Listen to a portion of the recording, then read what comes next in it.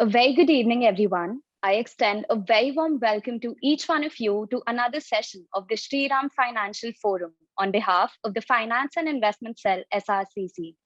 The Shri Ram Financial Forum is an initiative where we host intriguing interactive discussions with renowned industry experts. We are absolutely honored to have amongst us today an icon of corporate leadership, the man who has been at the helm of companies such as Unilever, Tata Sons, Brook Bond Lipton, and many more, Mr. R. Gopalakrishnan, an international speaker, a startup mentor, a professor, and a newspaper columnist. Sir is also a distinguished author, having written over 17 books in the domain of corporate and finance. Sir is currently an independent director of the Press Trust of India.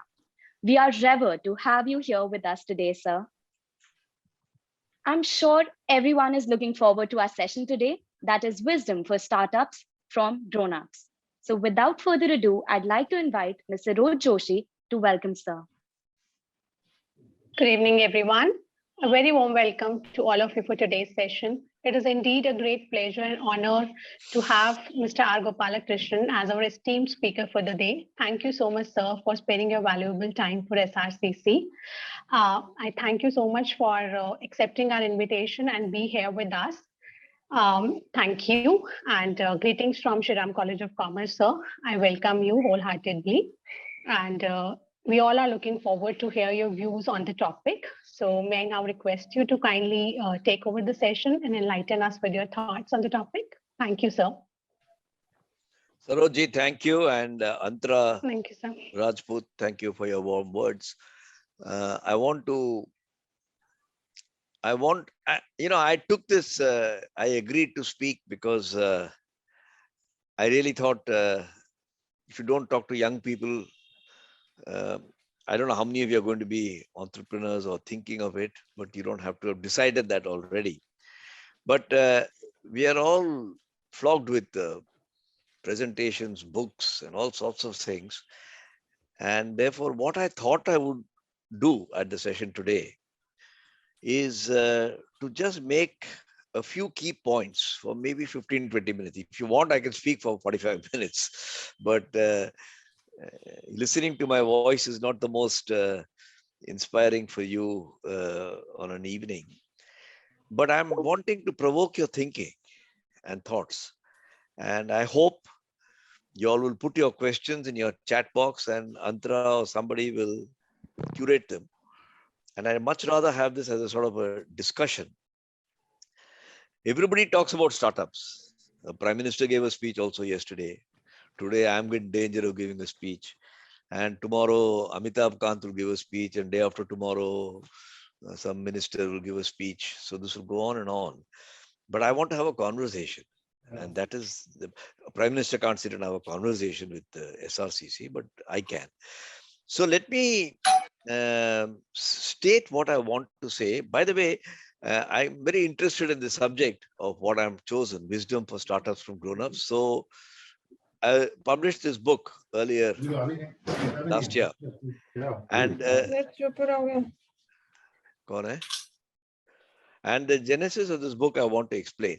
See, India is the first point I want to make. I'll make 3 points. India is a top startup nation in the world. India is a top startup nation. I will explain these in a minute. The second thing I want to say is startups have something to learn from grown-ups. And the third thing I want to say is you need certain key principles about startups to be recognized before you get into this entrepreneurship. Just like people study management before they become a manager, people study engineering before they become an engineer. If you want to be an entrepreneur, if you want to be a startup person, there are some things that you must learn and that you have to learn by yourself. I mean, there's a limit to how much can be taught. I'm sure SRCC has a program on entrepreneurship, and but then these things have to be learned. So let me first explain the point that India is a top startup nation. What do I mean by top startup nation? What I mean by top startup nation is that it counts third in the world. After United States and China, we have the largest number of startups in this country. So there is somebody who tabulates which are the major startup nations, and India has the third position. So we are the third in the world. The second thing that I want to point out is that we have about 100 unicorns. It depends on which day you count it. It's like your population. You're never sure whether it's 1.3 billion or 1.4 billion. It depends on which day you count it and how you extrapolate it. Now, as you know, I'm sure you know, but let me clarify. A unicorn is a startup that has got a valuation of $1 billion, which is about 7,500 crores. It's quite a lot of money. And internationally, these are referred to as unicorns. And the way they get the valuation is they keep selling bits of the equity of the company. And so imagine you have a big piece of land and you sold one piece of land and you got 100 rupees per square foot. And then you sold another piece, it got 200 rupees. Then the whole land is valued at 200. And you sold a third piece, which got 300 rupees. The whole land is valued at 300. So as you sell bits of the company to raise funds, the whole thing gets evaluated. That's how the valuation is done. And we have about one a week. Last year, India added almost 50 unicorns. This year, I think it's only 2-3 weeks, but we already added 3 unicorns. And every day, if you read the newspaper, you'll find more and more unicorns are being. Now, if you add up the value of just the unicorns, I'm estimating the number. It doesn't matter if I'm wrong by $50 billion here and there. It will come to about $200-250 billion. By the way, one of the things about this startup world is everything is talked in dollars, as though the rupees don't count. So increasingly, I find that though they are not dollarized, they talked in dollars. Why? Because most of the investors in these are foreign investors. So in a sense, you can argue that many of the startups are Indian entrepreneurs' foreign money. And as you know, in our history, economic history, multinationals have been treated historically quite suspiciously, because the first multinational that came to India colonized India. It was called the East India Company. So we have Chinese companies, we have American companies, we have South African companies who invest. And they invest in India because they are all representing people with a lot of money, right? High net worth people around the world. And there is no market which gives them the possibility of a very high return. India does, because India has growth.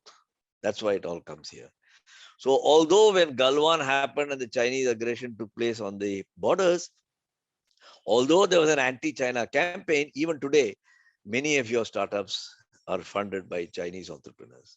And our own trade with China, exports to us exceeds their imports from us by almost a factor of 1:4. And if China stopped exporting to us, it will be a bigger threat than our threat that we will stop importing from you. So, I mean, every single thing, you don't know how many things have Chinese stuff in it. China has become a very successful and powerful industrial nation. So the third aspect I want to point out is that Indian entrepreneurs are young, they are ambitious, and they are hungry for growth.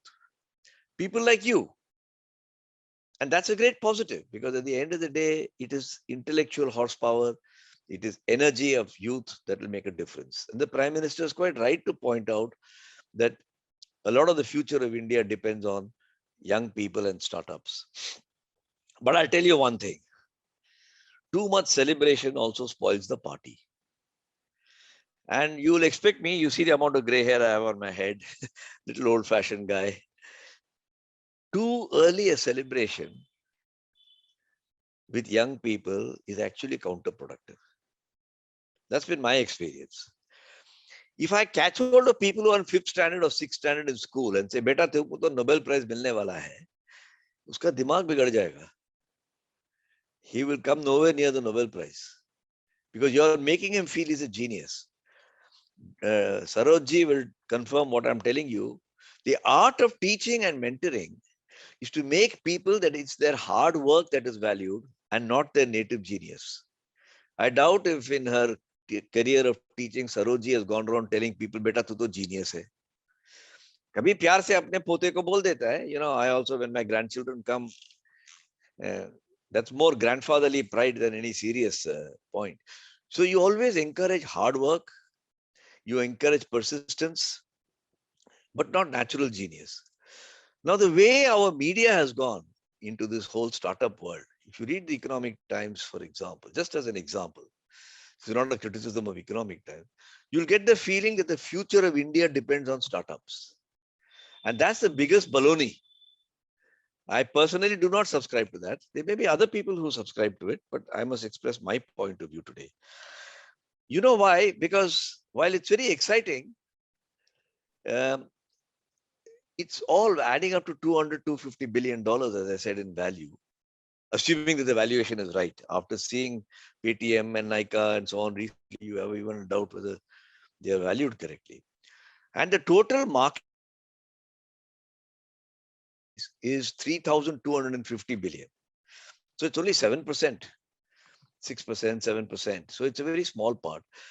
To expect startups to provide jobs for the kind of people who are underemployed and unemployed in India is just not right, in my view.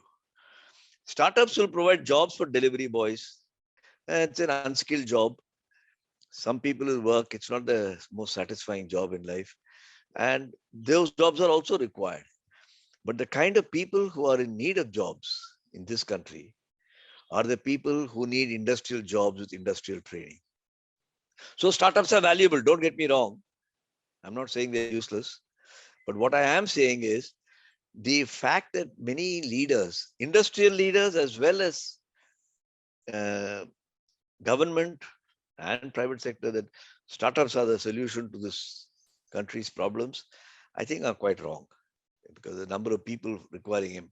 So it's very good for entrepreneurs to think about why they have started up. When you grow up and all of you will find your partners in life and you'll start a family, we don't think about it so much. But once your child is born, as your parents have brought you up, someday in the future, you'll also have your family. You don't bring up your child to sell the child. Even if you're an old-fashioned Khap Panchayat type who wants to sell his quote, I don't know if it's a fair thing to say, who may trade his daughter, it is out of desperation that people trade their daughters, not out of intent. And it's a very sad situation if people do that. I don't believe you can start up a company saying isko becenge 5 saal, 7 saal mein. But the way people are commented upon is as though you're starting up to sell off. And that doesn't make sense to me. You start up to build an institution. Just like if I have one child or two children, I want to build them into responsible citizens. I want to send them to SRCC. I want them to get good marks. I want them to get a good job. I don't want to sell them when they're 6 years, 10 years old. Unfortunately, that happens, but that's a sign of poverty and misery rather than intent. So people saying, "Arey, hum to bech ke nikal jayenge," is not a good attitude to have. It's not a good mindset, in my opinion. You must make a startup. It's very hard work. It's persistence. It's going through ups and downs. And any startup entrepreneur can tell you that during my career, not only have I worked in large companies like Tata and Lever, I've also been associated with startups. I was chairman of a startup within Tata's. I've started up new companies, new factories. And now, after my retirement, of course, I am associated with another 2-3 startups. So I know the journey. And this is how we came to think of this book. Because while I have worked in grown-up companies like Tata and Lever, my brother, who's my co-author of this book, has worked in startups for a large part of his career. So I said, what you know and what I know, what you have experienced and what I have experienced are sort of mirror images. Why can't we put our heads together and think of sharing what grown-ups can teach startups? And of course, we did not want to say what grown-ups can teach startups because young people don't want to be told, somebody's teaching you. So we said wisdom. And just like there is always, you may not agree with your father or your uncle at home, but there is always a wisdom within any family.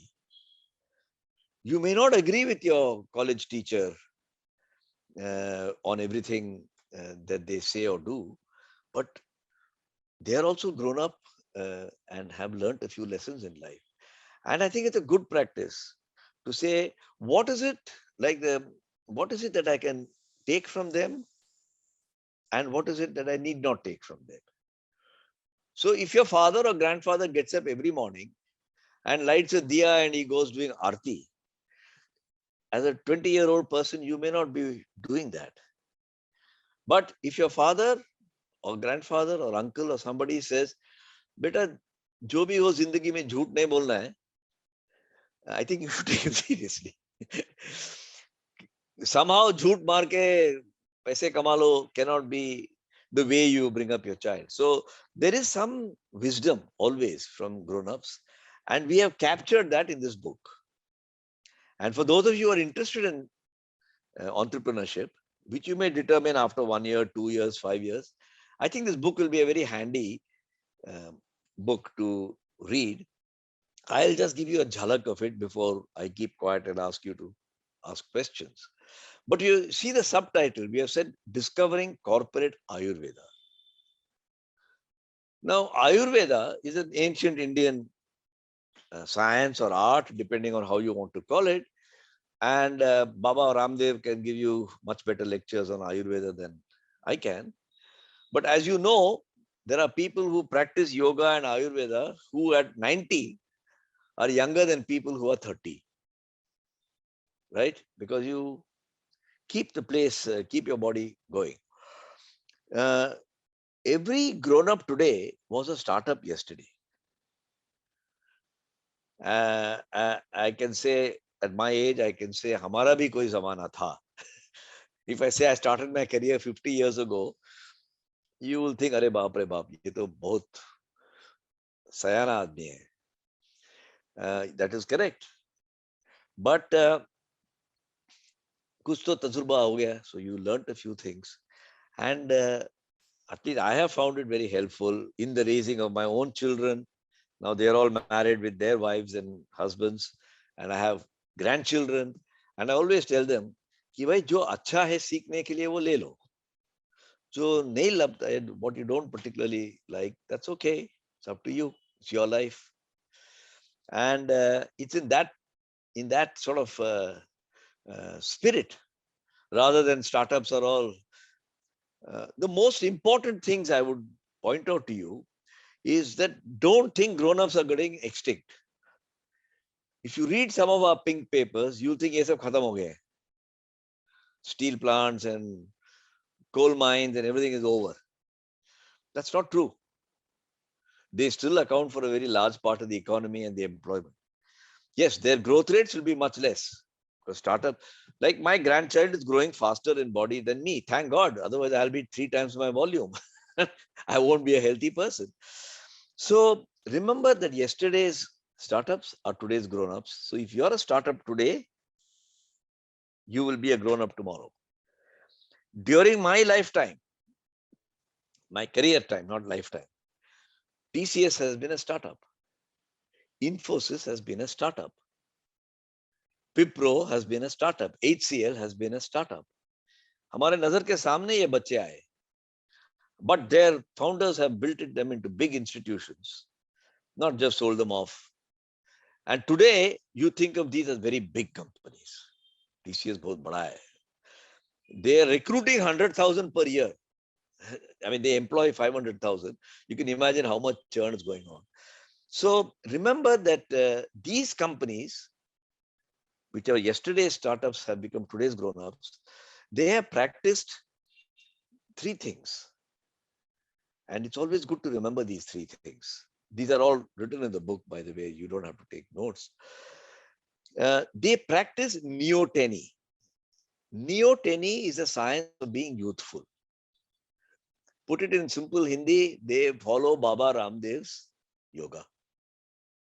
Now you don't want to follow Baba Ramdev, follow somebody else, but they exercise their muscles, they trim their fat, and they keep young. Right? When I was your age, I thought I will always be 50 kilos and slim. But as time went along, I found I'm not 50 kilos, I'm now 80 kilos. But I have classmates of mine who are 100 kilos. So we put on weight, our muscles get weak, etc. But you must practice neoteny. And the idea of neoteny is very good to look at from the point of view of botany. Do you know, for example, that if you did not trim a tea bush, it will become a tree 20 feet high. It will give you no tea. So to keep a tea bush, I was in the tea industry, I was managing director of Brook Pond.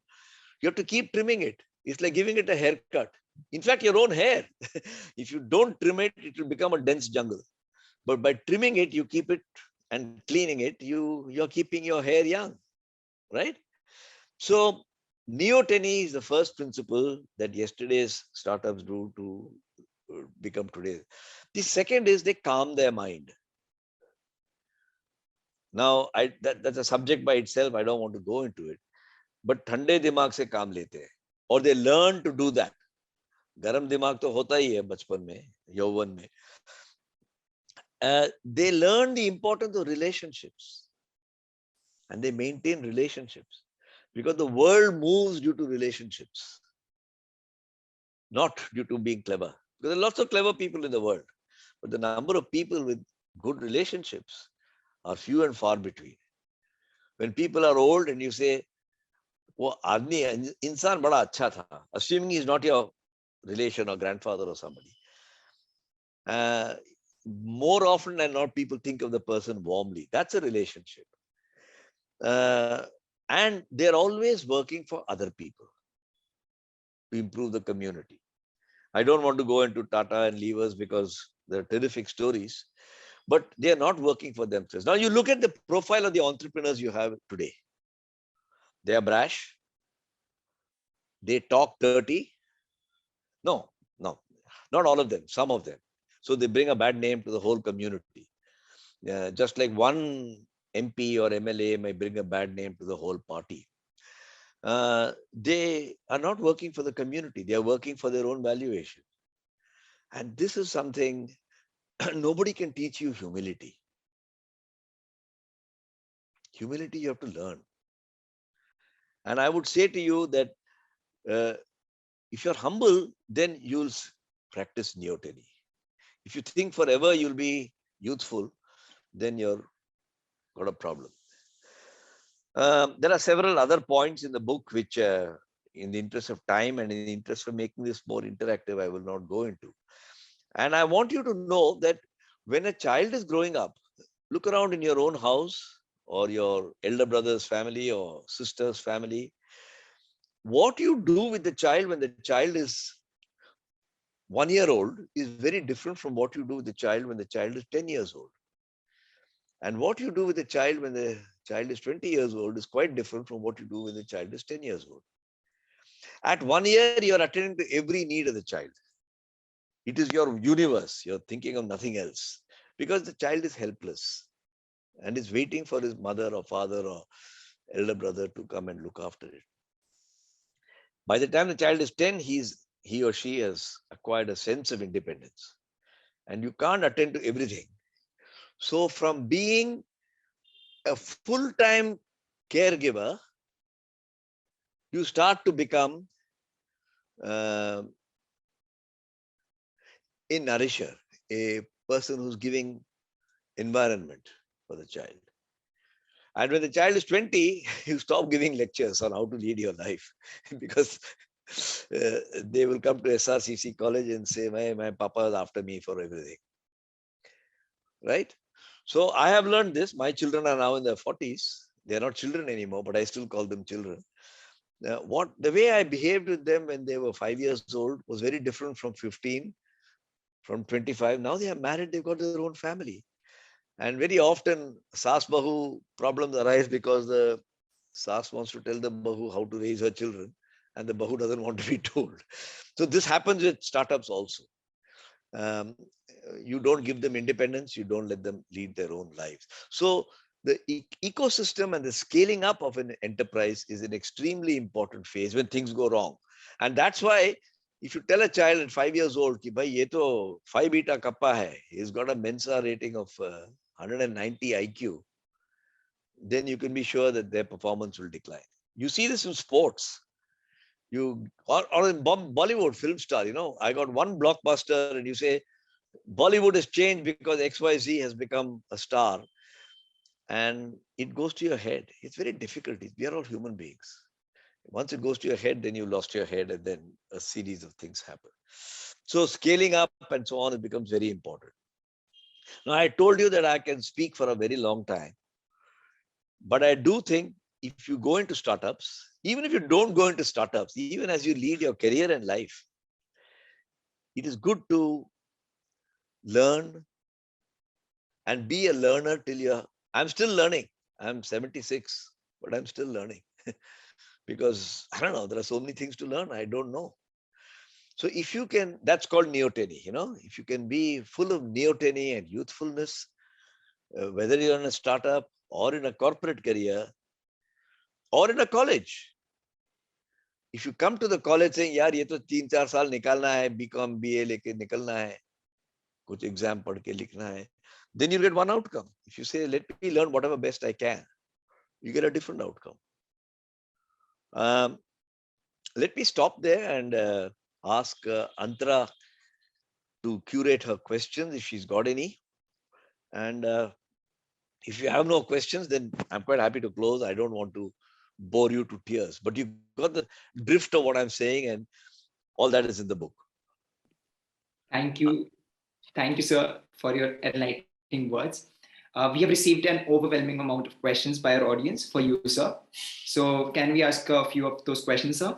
Yeah, please go ahead. Okay. So the first question, what do you think are the differences and challenges faced by the entrepreneurs trying to enter the tech field today as compared to the year 2000 period? Year 2000. Why 2000? I mean, what's happening in 2000? I mean, are you comparing tech entrepreneurs with non-tech entrepreneurs or what? The entrepreneurs in the current era, 2020, compared to the early 2000 period, like the 20 years gap, what do you think there's a difference? Well, there's people who are starting up today have tremendous advantages. 25 years ago, if a young man of 30 said he's having a startup, I'm not sure many girls' fathers were happy to consider him as an alliance for their daughter because it was considered a risky job. If he said, "I'm a professor in this college," or "I'm a sales manager in that company," or "I'm a IAS," I think his value went up. Both the system of finding alliances for your children and the ecosystem have changed in 25 years. Today, it's almost a style statement. And I'm very worried. It will become a style statement rather than a real statement. I'm a startup guy. I'm on my third startup. When my wife and I got married long ago, we said, "I've taken a vow, we'll be married for life." But nowadays, people say, "I'm on my third marriage or fourth marriage." So is that a good or a bad thing? That's for each person to decide. And in the same way, I would say that today's entrepreneurs don't have the stigma of being a startup. They almost have a halo for being a startup. That's a good thing. The second thing, it was impossible or extremely difficult to get funding for startups because the ecosystem of venture capital was not at all available 25 years ago. Today, there are people who got so much money in their pocket, they want to invest it. I'm not saying it's easy because nobody's going to give you his money for nothing. But the ecosystem is far better, far better. Third, the amount of mentoring and advice you can get today if you're a startup compared to 25 years ago is vastly different. You have associations like SMEs, like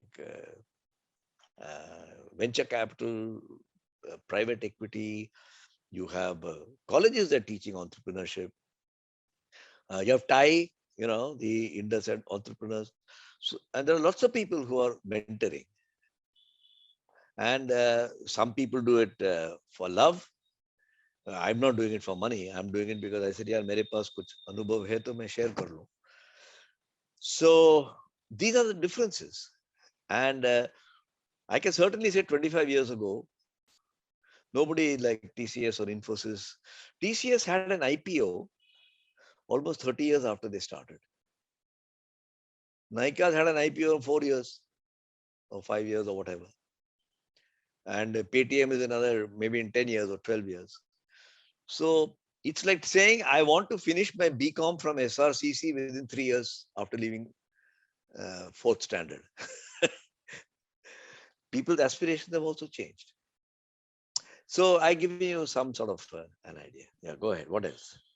Great analysis, sir. So moving on to the next question. So do you think that status of being a unicorn is a sign of success of an enterprise? I do not think it's a sign of success at all. I do not think it's a sign of, it's like saying, if I get first division in my school leaving exam and I'm the gold medalist in school, is it a sign of distinction? I don't think so. Yes, it's cause for temporary joy and for your parents to get a picture with you. But that's about it. The true sign of success is your company sustainable? For your company to be sustainable, out in the open, not chupa chupa in your. The accounts of startups are not known. They don't make a profit, or if they do, we don't know about it. They just keep saying my valuation is high. So I think being a unicorn is like saying, I'm on the cricket team and I got 8 wickets. Therefore, you're not a test cricketer. I think this unicorn stuff, I'm a bit old-fashioned. You'd expect me to be a bit old-fashioned. This unicorn stuff is spoiling people's mind. Else speaking to you next week or week after who's an entrepreneur who says fantastic. But this is my opinion, since you asked. Great insights, sir. So moving on to the next question. What are the major developments that are influencing the entrepreneurial landscape in India? What are your thoughts on the future of this field in the country? I think the future is positive. And the great ideas are India is producing more and more educated unemployed people. And India is producing a lot of people with ambition, right? That's a great asset. You may call it demographic dividend, you may call it what you want. No, this is energy that's coming. This is like a hydrocarbon. It's like gas or oil that's coming from under. You have to use it, which means you have to refine it and fire it in an engine where it produces motive power. And that is the challenge that we have. Today, although we say Startup India, this, that, the Prime Minister has to make his speeches, and it's difficult for the Prime Minister to engage in these sorts of subjects, detailed subjects. But it's so tough to start an enterprise. We have improved compared to 30 years ago. But this is like my saying, when I started my life in Bombay, life was like this, but today it is so much better. But still, when I see young people hanging out of trains, not having a place to stay, now that I am comfortable, I think life is tough for young people. So we should not mistake it. Tesla wants to come to India, but they're not able to come to India. Maybe they're unreasonable. I'm not arguing a case for Tesla. Maybe they're unreasonable. But I think we have definitely improved compared to the past. But abhi rasta lamba hai. Completely. Maybe when you people are 45, 50 and talking to people who are 25, you say, abhi to, relatively speaking, aasan hai. Our environment is a punishing environment. Indian economic environment for business, large, small, anybody, is a punishing environment. But getting admission into IIT is a punishing. Getting an SBI probationer's job is punishing. That's why Indians are so competitive. as the Punjabis would say, chadna nahi hai yaar. Marna hai to marenge, lekin chadna nahi hai. So you find all sorts of strange statistics that to become an SBI probationer or an IAS recruit, you're 1 out of 800,000 or 1 out of 80,000. You know, people abroad are not used to this level of competition. And that's why when Indians go abroad, they are so successful because ye lagta hai malai hai. The energy is spent on doing work there. Here, the energy is spent on overcoming obstacles. But you have less obstacles to overcome compared to myself. And I had less obstacles compared to my father. So that's the good news. Completely agreed, sir. So moving on to the next question. How sustainable is the increase in percentage of startups that have come about in India today? I think the party is being celebrated too soon. And I cannot yet say that it's sustainable. But I can say that it's something that you have to do. So it is like saying, Kartikeya Agarwal got 85% in economics paper in the first year BCom or BA. How sustainable is it that he's going to become a great economist? I'll say, yeah, the parties don't celebrate. He may get the gold medal in the first year, but that doesn't mean he make a great economist. So I think the sustainability and the long-termness of our startup environment, and I'm saying this to cool down people's tempers and expectations. You know, with due respect to the Prime Minister and various ministers and leaders, they think this will solve India's problems. They're living in cuckoo land. Will this help? Of course it will help. Everything helps in India. So, as a film, I don't know if you guys have seen it, called Lage Raho Munna Bhai, you know, with, I think, what's his name, Sanjay Dutt or somebody acting in it. So, only advice I can give is Lage Raho Munna Bhai, all of you being my Munna Bhais. Totally agree, sir. So moving on to the next question. Do you think that an increase in entrepreneurship will help reduce the growing inequality in our country between the haves and the have-nots? I'm afraid not. It will make it worse. You see, the purpose of an ecosystem of entrepreneurship is that more and more startups should become sustainable. I'd rather have 10 $100 million companies than one unicorn, because more people are benefited by it, but nobody talks about it. So I would rather work in, and I have, in Tatas and Levers, where the difference in salary between the chairman and the lowest person is, I don't know, if one guy gets 10, the other person gets maybe 100 or 150. But if I'm in some other company where the lowest guy gets 10 and the Lalaji gets 10,000,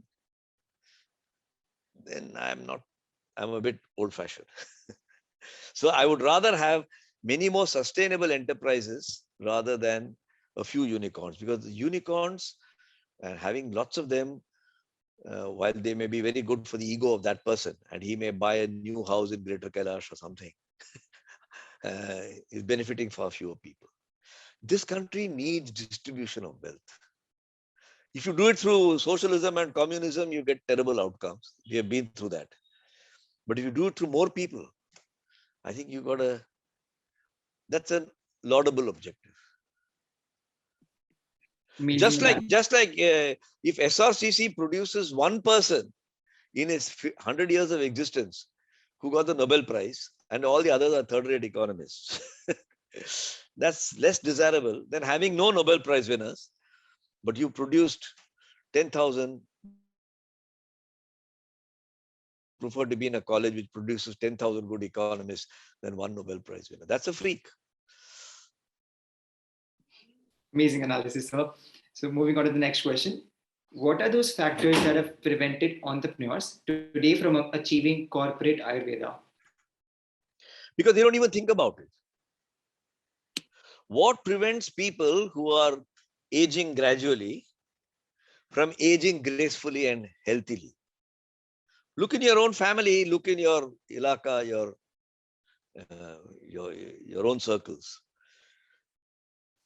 We all know about Ayurveda. We all know about yoga. It's not that it's unknown. कोई गहरी secret नहीं, but बहुत मेहनत करना पड़ता है उसमें. मैं रोज उठता हूँ 4:30 बजे सुबह को, 5 बजे, 5:30. नींद खुल जाती है. ये नहीं कि मैं बहुत डिसिप्लिन हूँ.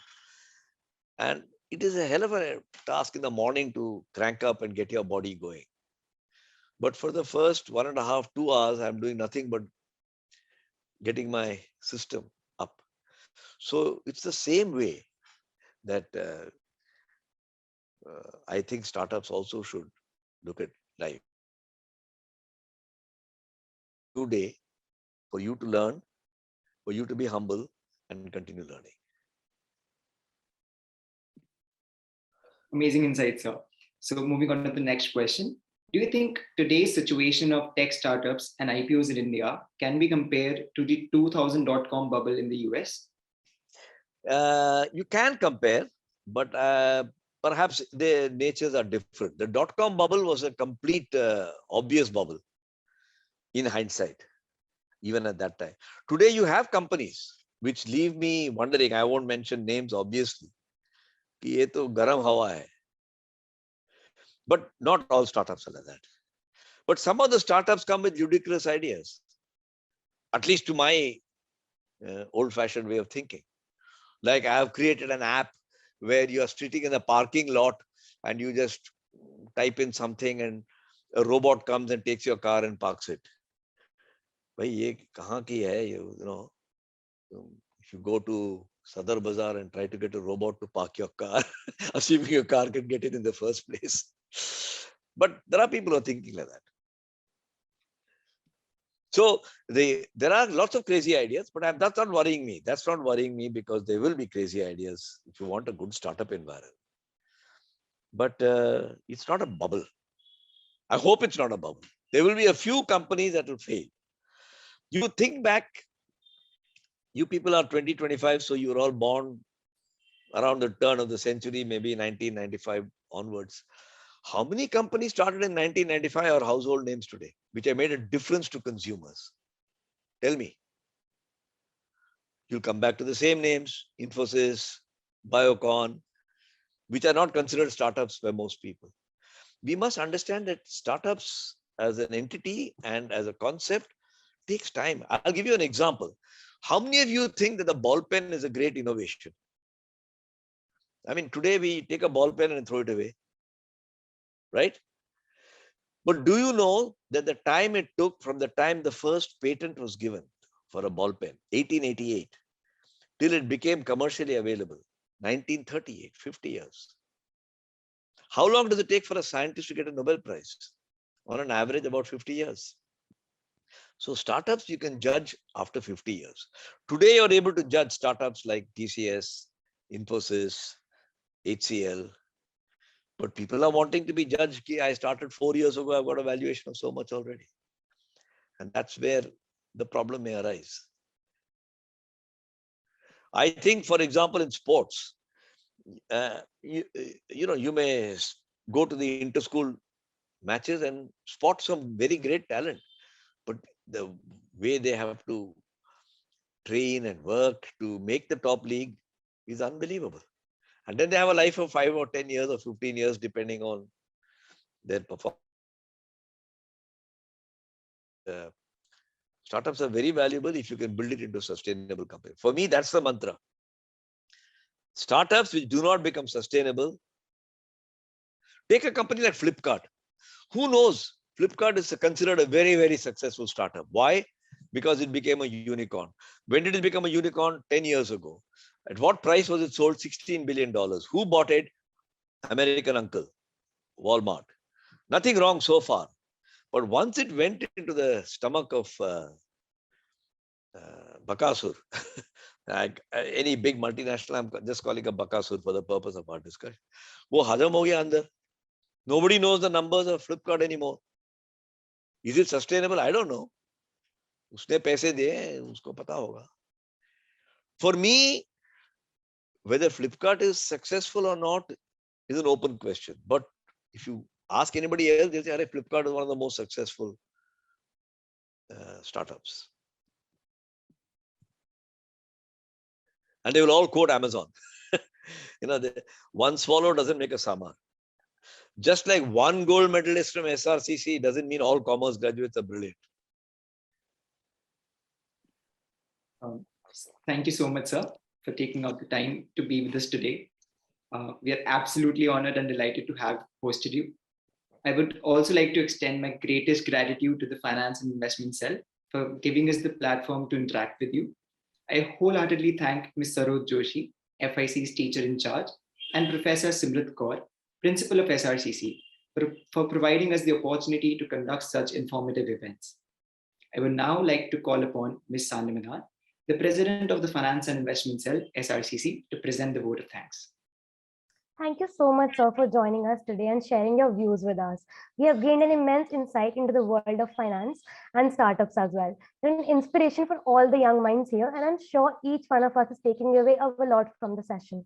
Thank you so much on behalf of the entire team of FIC SRCC. Thank you very much for hosting me, and I hope I was able to share some thoughts. God bless you and all the very best in your future endeavors, whatever they are. Okay, bye.